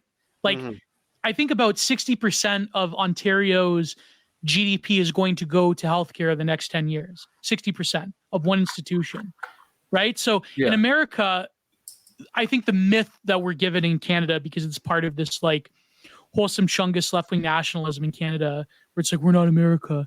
that, people are literally dying in emergency rooms in America. That's like this brutal Darwinian system. If it was a brutal Darwinian system, maybe things would be a little, I don't want Oh, to absolutely. Yeah, I don't no, want people to die or it whatever, would be but yeah, preferable because the system yeah, that exists now, it means people are taken care of.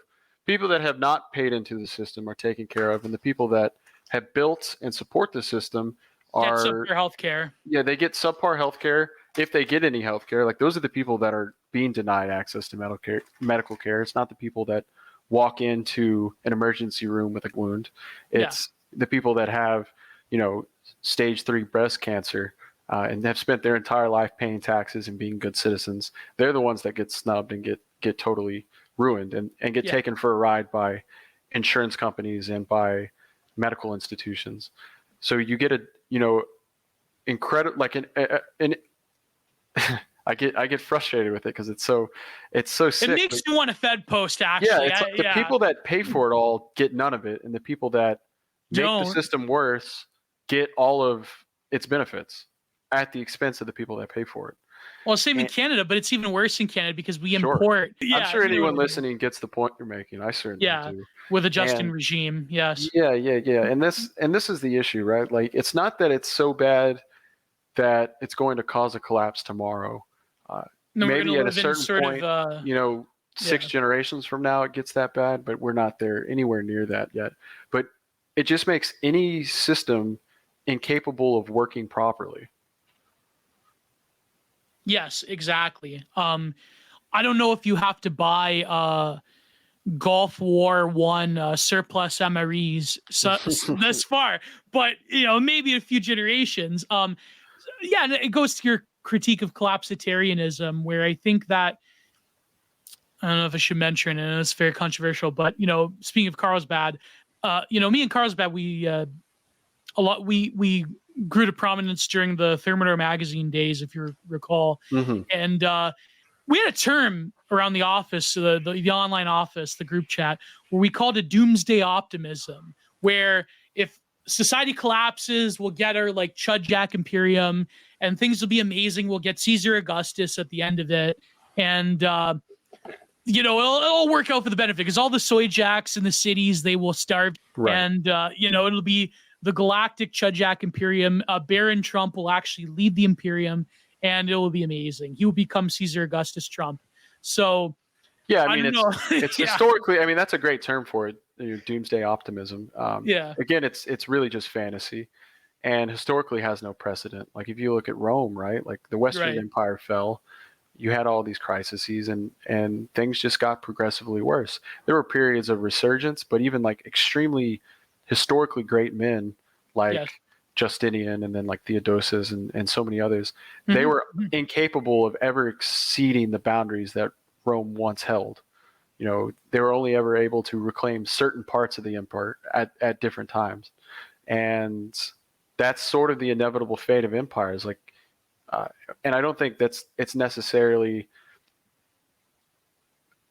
an inevitable fate of America that we end up like a completely wrecked state. Balkanized. Balkanized, that sort of thing. But if that happens, it's extremely unlikely that things turn out better than at any point in our history prior. So it would more be like, I guess, not that this would happen. I feel that there still is enough strength in terms of the federal government and its institutions, even though it's run by terribly corrupt, satanic, R-worded people. Sure. There still is enough strength to where I guess America's not going to devolve into like region-wide Sarajevo circa 1995 anytime soon. And also, I don't think there's enough of a, outside of the demographic differences, which I think would be much more of a serious crux for that sort of a thing. But just talking about the regular Amerikaner, there really isn't so much of a difference between the regular white American. Yeah. Like there isn't so much of a difference between a guy in the middle of Missouri and the guy in the middle of New York. Right. Like, those sort of cultural differences have basically been faded away. I mean, even the South, right? Like is not as different from the rest of the country as even within like the former states of Yugoslavia, right? Like those were pretty seriously stark cultural and ethnic and linguistic differences that caused the wars that followed, right? Well, you don't just like get up and like decide all of a sudden one day that there's going to be RP camps and mass you know what's overnight. I mean, Sure. that's the region, the politics of the Balkans and the region, and the stark history between the Serbians and basically all of their neighbors, and the fact that like Americanization came in the form of saying like, you know, Christian Serbian, Orthodox Serbians bad, Bosnian Muslims good. It's like that sort of simplification of it is like so dramatically. I was listening to this Duran interview with the guy that did the documentary on the Serbian conflict. And he said like basically it was the staging ground for the way in which America would engage in most conflicts in the 21st century, whether it be Afghanistan and Iraq or nowadays with talking about the NATO intervention, right? The NATO intervention, yes, when they culminated in the bombing of Belgrade in 99. I mean, I would agree with that. Yeah. As a model, the sort of demonization of the listen, this isn't to say like I condone what the White Eagles did or what the Tigers did or what Ratko Mladic did. I'm not saying like what they did was good, but certainly for example, nobody knows about Operation Storm, what the Croatians did to the Serbians, right? Like it's but that's what I mean. It's like these vast geopolitical conflicts, the simplification of them into this like post-war moralization of it, that America, that the Hollywoodized America is sort of like jockeyed every conflict into.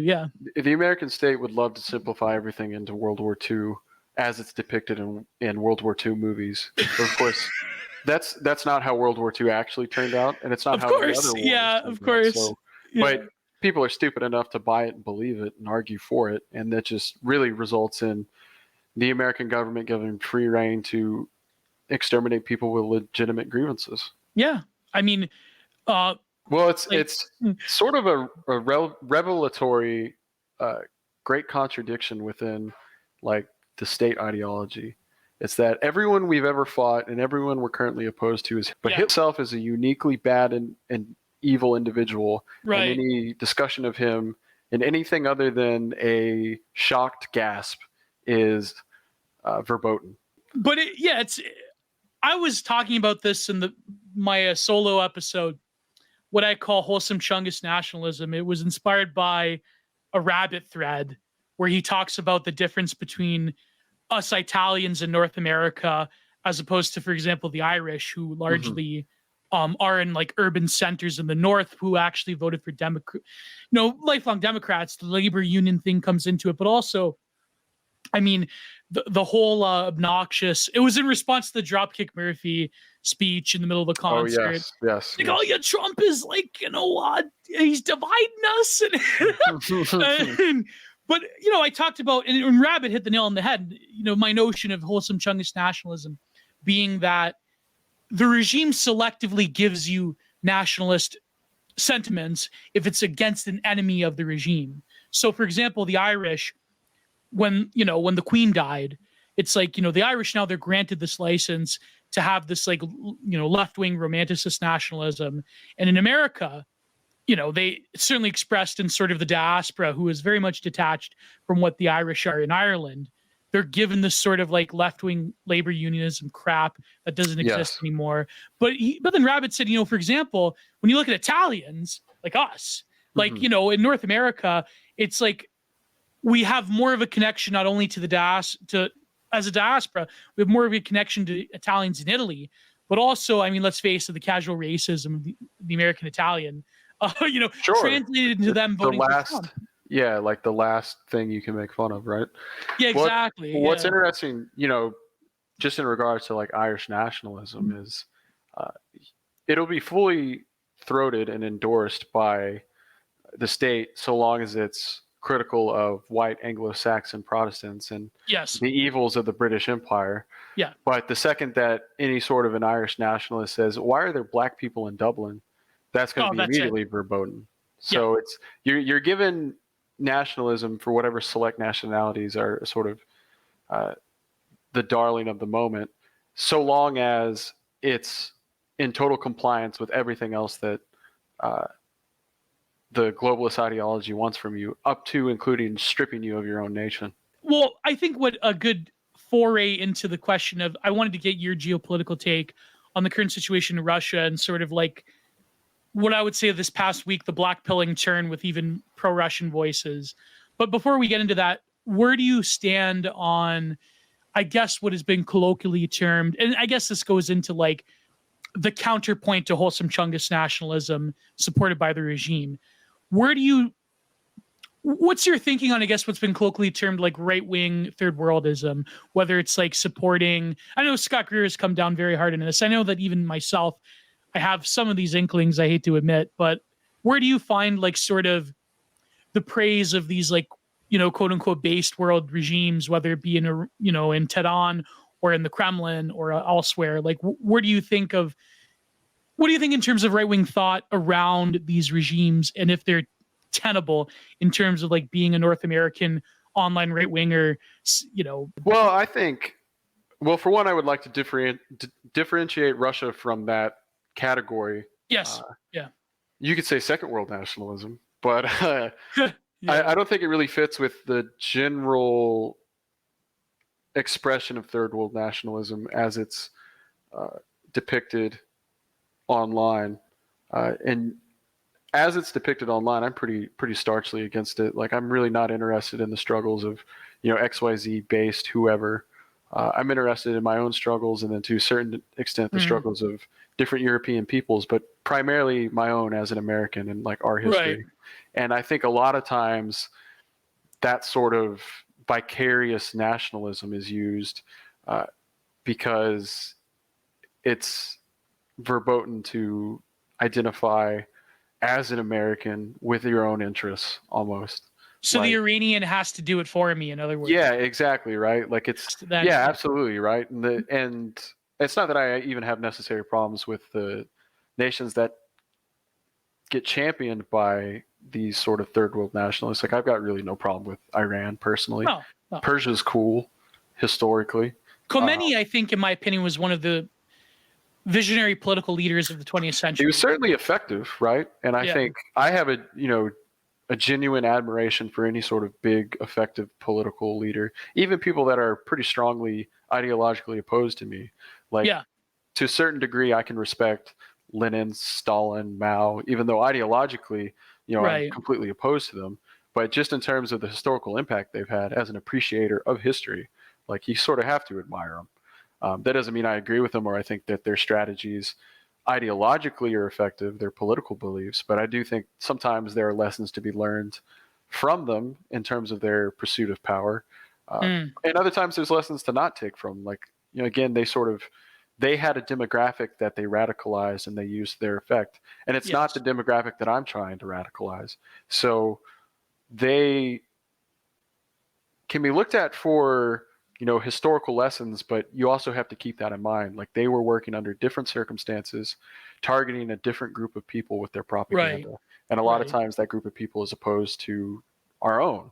So you see that a lot too, like people who will like champion like even out and out communists because they were, effective at what they did. Yeah. Pol Pot. And think that because they were effective, their strategies would work in our circumstances. I just don't think that's true. That doesn't mean there's no lessons to be learned, but I just don't think you can, transcribe history like that. Well, I think the seduction of Khomeini was that, both like very far, like the new left people, like Michel Foucault in particular, who did a little bit of journalism in Iran at the time, and even like people on the far right, I think because Khomeini was creating a revolution that was explicitly outside of like Western European concepts of political economy or political history, that comes from the Enlightenment. This was an explicitly religious sort of revolution. Sure. And, I think that's why people admire Khomeini. But at the same time, I mean, I don't see Americans dying in human wave attacks against their enemy anytime soon. I mean, that's not going to happen. For Christianity, no less. I mean, I don't know, maybe some people will volunteer to go to the blue yellow country to defend trans rights around the globe, but right. Even still, they're probably far few between. And like a lot of those people probably are linked to American intelligence agencies. Yo, That's probably you're absolutely. sending. Yeah, I mean, there's a lot of Yeah. evidence to that too. But I preface that with saying I wouldn't include Russia in that because Right. Go ahead. Yeah. Sorry. Go ahead. Go ahead. I would consider. I mean, this is an argument, sort of a perennial argument that's gone on for centuries. But Oh. personally, I would consider Russia a European country fundamentally. Oh, Certainly, definitely. there's significant Asiatic influence, and then there's like demographic things with Central Asians, that sort of thing. But essentially, I would say they are really a European people, and that wasn't always the case. Like it Hmm. really took the efforts of some uh, very impressive czars, uh, like Peter the Great, and then like Yes. Catherine, to transform the country culturally into something that is European. And then if you look at it from an ethnic perspective, in terms of like actual Russians, uh, there's nothing. If you're willing to include Eastern European Slavic countries as European, then you have to include Russia because Right. genetically they're really not all that different. There's Yeah, the some Kevin certain Roos. differences. Yeah. Yeah, like there's certain differences between like Poles, obviously, and then like Southern Slavs in the Balkans. Um, Oh, so definitely. so if you can say, 100%. oh well, like you defending Europe against the Asiatic hordes of what? Like the Yeah. Like Asiatic hordes of people who are as genetically similar to each other than they are to you? Like no, that's not the well, the case. Golden Horde, they conquered Kiev first before they went into Greater Russia. Yeah, yeah, Like, like the Crimean yeah. Tartars too. Like there's a like, Yes. I Yeah. mean the whole step is like sort of a show, but there's definitely Wow. Yeah. uh, like I said, like there's any way that you can identify a Ukrainian European, you can identify a Russian the same way. Well, even Uh, some of the Chechens look kind of whiter than some of these Azov battalions. yeah, absolutely. Or a Like, regular American. yeah, or Like, like, oh, yeah, not like a transmogrified American. Yeah, yeah, that's, exactly. yeah. But I mean, so yeah, that's transmogrified. yeah, really. But so yeah, that's my thing. Like, and now that doesn't mean I'm like hook, line, and sinker sold on like the Russian government or its propaganda or the things that where What people are you, if you push don't them mind me one way or the asking? other. Yeah, and we'll get into that, but I don't, if you don't mind me asking, what are you genetically, phenotypically? Are you? I mean, I've Texas has posted a. this before. Historically, I'm an old stock American. Like the Mm. first of my ancestors that fought for the United States fought in the French and Indian Wars Oh for the wow. British. Actually, it was before America ever existed, and every Mm. war after. Like I come from that sort of Anglo. long Yeah. military tradition. Prior to that, we were in North Ireland as Ulster Scots, and Oh, prior to okay. that, we were in the borderlands. We were literally border reavers. So I'm pretty strongly Anglo, and if my genetic test, which I've done, has me basically split down the middle in quarters. So I'm like a quarter Scandinavian, a quarter Anglo, a quarter Scottish, and a quarter German, which comes from my Mm. mother's side. The Norwegian and the German come from my mother's side. So I'm really, I mean, I'm still an Amerimut, but I'm basically a North Sea Amerimut. Yeah. Yeah, because what is the typical Texan or phenotype? Because I know some parts of America is more Dutch Germanic, a lot of Anglo parts in the north, but there was a time where I think even the Germanics outranked in terms of demographics, even Anglos. Yeah, in Texas, it's curious because it's mostly Anglo. Like Yeah. a lot of it came from the central southern states in the United States during this period of settlement that was contracted by the Mexican government to serve as a buffer from the Plains Indians, particularly the Comanche, Yeah, the Comanche, yeah. to protect the cities and the trade in more central Mexico. They basically contracted land out to these impresarios from America to come down and settle it, which they did, and primarily through ranching and a few other things, and plantations, particularly in eastern Texas. So a lot of them are Anglos and Scots, and within that, particularly from like Tennessee, from Georgia, from the Carolinas, and then later on, you would have these sort of batches of German migration that would occur because of whatever religious persecution was going on in Central Europe at the time, or the various wars between the different German states, where a pretty significant German population sort of sprouted up in Texas. And there's a lot of places you can look in Texas that are basically genetically entirely German, and trace their history back hundreds of years, and have the names of it, like New Braunfels, Fredericksburg. There was a bunch of places. Well, even in the South, I think there was a huge Dutch and then German contingent, if I remember. Yeah, I mean, this is true. In the Midwest, particularly, you see that a lot. Texas was just sort of part of that, too. And then, of course, in Louisiana, you have the French connection there. You have one of the only places, I think, outside of Quebec, in Canada, where you have like a huge French population. Yeah, like a significant French population. Absolutely. Yeah. And that's fascinating, by the way. So, and for those who don't know the history of Texas, it was that settlers coming from America was contracted by the Mexican government, but then after, it was basically, they viewed it as their land, because it's like, this is like, I think I remember Alex Jones talking about my family fought, we were heroes of Texas and the Alamo, that from the dictator Santa Anna, and it's right. But then, of course, like the new American civil rights regime America, like that Christopher Caldwell talks about, it's like, you were terrible settlers, you took this from the poor, innocent, wholesome Chungus Mexicans, you took it away from them and the American indigenous people. Like, how did Texas settle, as an aside, before we get into the Russia thing? Like, sure. Well, I could speak at length to this pretty significantly, but I'll try and wrap it up as best I can. Oh, no problem. Yeah. The emergence of the Texan, right? And here's another little fun personal tidbit in regards to heritage. The first impresario to Texas, Stephen F. Austin, came with a group of 300 families to settle a completely uncivilized land in eastern Texas, particularly on the Brazos River. And he created the city Washington on the Brazos, which would serve as the capital of Texas for several periods of time. Interesting. So that group of families was known as the Old 300. I'm descended from one of those families. Wow. So like, when it comes to like heritage Texan, heritage American, there's very few people with a stronger claim to it than me. But besides that, these waves of impresarios, essentially, rich, influential people looking to make a buck, in a lot of the same ways that the rest of the United States was settled, were contracted by the Mexican government and given land grants. Like, all this territory here is yours for this amount of money. You're free to do with it as you wish, as long as you, properly settle it and are able to resist against like Indian raids. Yes. Like, we're not going to send the Mexican military to come help you, but you have an obligation to like stop, the raids of these Plains Indians, which is like one of the whole primary villages. ways. People don't know this because of the sort of distortion of history, but whole villages of Americans were wiped out by a lot of these tribal Indians. Yeah. I mean, it was a Americans. really bloody, brutal conflict on both sides, but I mean, there's certainly no need to whitewash like what Native Americans did. And there's an extremely good apologize for what America did to them after, of course, but this is just the history of it. Yeah.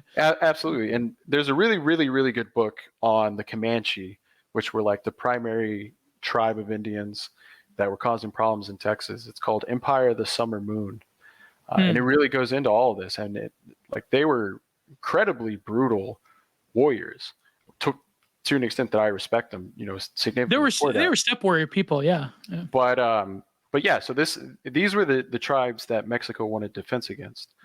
So they needed the land civilized, because when it's just, broad open plains, or even like in the East where it's like piney woods, they needed some buffer between, the rich provinces of Mexico, and particularly New Mexico, which was to a certain extent settled extensively by, Mexicans, and whether or not they're like mestizos as we know them today, or just your standard castizos is another question. But in any case, Texas itself was a frontier, unpopulated borderland, and over several decades, about a century, more and more settlers from the United States came to settle Texas, particularly because it was really good for ranching cattle, which was big business at the time. And then in 1829, the Mexican government outlawed slavery, and changed its constitution and got away with, did away with several rights that a lot of these Anglo settlers in Texas had assumed that they would have forever and were guaranteed to them by the Mexican government. Slavery, though, was a big one because there were a lot of plantations in eastern Texas. And that eventually, served as the reason Texas seceded from Mexico, and you have the Texas Revolution, and which was a miraculous fight, which shouldn't have been won, but was. And really, if you want to make an argument for divine intervention anywhere, that's basically the best war you can point to. But did it happen? I'm being facetious to an extent, but it was really like a shot in a million that they were able to win, and they did against the Mexican army. Yeah, against Santa Anna and the Mexican army. And but was it because they were revoking the rights of the Texas settlers? Like, how did that? Yeah, I mean, that was the argument. Was that so? Originally, the Mexican government revoked several rights of not just Texan settlers, but like all of Mexicans. And because prior to that, like the Mexican Constitution was remarkably similar to the American one. Yes. But then like a lot of things were taken away, like the right to bear arms was one of them. Like which was a huge deal, and still is. But so yeah, even like Jones said, like the Senate tried to take our guns. Yeah, I mean that was a legitimate political grievance these people had. Yeah. And they tried to take the guns. They tried to do several other things. Tried to take the slaves too. That's a fun fact. Like Texas is the only place in the world to secede from its country twice over slavery. But this is kind of a funny troll point. In any case, they fought this war of independence and they won. And for several years, Texas was an independent republic, and then voted to enter the United States, and has all sorts of fun little like legal differences from other states because of this like willing annexation. Like you can fly the Texas flag at the same height as the American flag because of it, and several other like fourth grade Texas history trivia things. But yeah, so that's like the formation of Texas is basically American Anglos came on behalf of the Mexican government to settled it, and made these cities like Houston and Dallas and Austin, and had their rights infringed upon, rebelled, like all good American Anglos tend to do. And but it wasn't your land to begin with, Soso. I'm like, it was the Mexican land, scrub land. It's funny because it's a lot like South Africa, right? Like a lot of South Africa was empty, and then settled, and then sub-Saharans came. But well, a lot of the Boers, actually, their families have been there for a lot longer than a lot of the people that came after Mandela. So it's well, I mean, it's literally exactly the same case as Texas, because to the extent that there were like Hispanic, and generally they're like Castiza Hispanics, the Tejanos in Texas, they were in like specific communities, like on the border in places like Seguin, and they were like essentially middle-class landowning families, and more often than not, they sided with the Texans. Like there's a famous guy that died at the Alamo, Juan Seguin. He was a Spaniard, and he fought with the Texans. But generally, most of the Texans were, like the Texans that settled were Anglos, barring migration waves of Germans later on. And the people that fought in the war itself, there was a lot of volunteers from the United States that came, like, and really famous ones too, like Davy Crockett and Jim Bowie and all these others, because they sort of identified with this rallying cry of freedom, but also because these were people that they were immensely ethnically tied to. They shared the same language, they shared the same ethnic background, and some of them were actually like family ties against a foreign government, even though it was technically the legitimate government, that didn't share any of these things. So it was, in a sense, a war fought for independence over rights, but it was also subtly an ethnic conflict. Was there a lot of interbreeding later on between Anglos and Hispanics, or did that? No, and there still really isn't. Wow, crazy. There's pretty distinct, and like I said, like there's places, and of course these aren't Anglos, but like you can go to places in Texas where it's like straight out of Bavaria, and Yeah. like the buildings look exactly the same. Like it's pretty remarkable. But no, they're like the migratory waves of Hispanics didn't happen until like 1950. So in Wow. terms of like interbreeding, like in 1950, Texas was like 76% white, like 5% Hispanic, and the rest was black. So Wow, that's crazy. Like, yeah. I don't know how you Anglos do it. Like us Mediterraneans, if you sent the Spanish or Italians there, we couldn't resist those lovely Latinas. We couldn't Yeah. resist. Well, you know, it's Um, funny. I have a theory on that, and I don't know if we're sort of going too far off the rails from Russia. well, But don't worry. Yeah, this is good content, but we'll get back to Russia. Yeah, we'll get back to yeah, it's like, you know, when you look at the sort of colonial patterns of, say, Spain versus England, Yeah. like English colonialism more often than not involved whole families moving. Thank you, everyone, for listening to the Content Minded podcast. If you wish to support me and to unlock every full and uncensored version of each week's podcast, please go to patreon.com/GiantArtProductions. You will not only get every full and uncensored version of Content Minded, but you will also get exclusive content, such as my Giant Art Reviews series, where I analyze and pick apart various interesting and insightful books or essays. Every episode will be uploaded to Anchor, which will upload them to Spotify, as well as my backup channel on Odyssey. Please look out for new content every single week, and please look out for the Digital Archipelago with me and the Prudentialist. Thank you once again to all of my beautiful patrons. Thank you all for keeping the content renaissance alive. As I always say, God bless and goodbye.